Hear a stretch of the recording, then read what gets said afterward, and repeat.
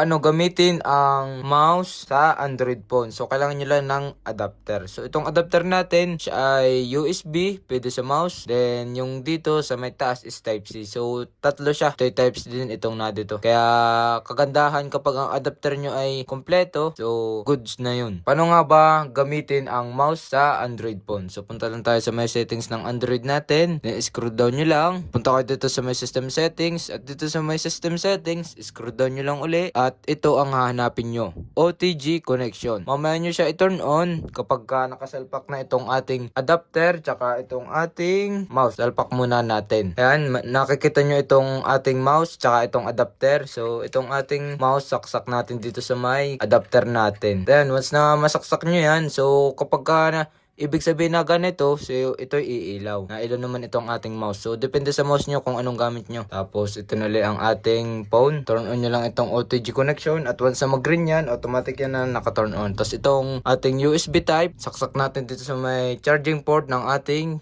cellphone. At ayan. So yun guys, once na malagay nyo na itong Type-C dito sa may charging port ng inyong Android phone at itong mouse nyo, nasalpak nyo na dito sa inyong adapter. So ayan pwede na siya. Kita nyo naman yung arrow nyan guys Halimbawa natin is privacy. Yan kita nyo dito sa my cellphone.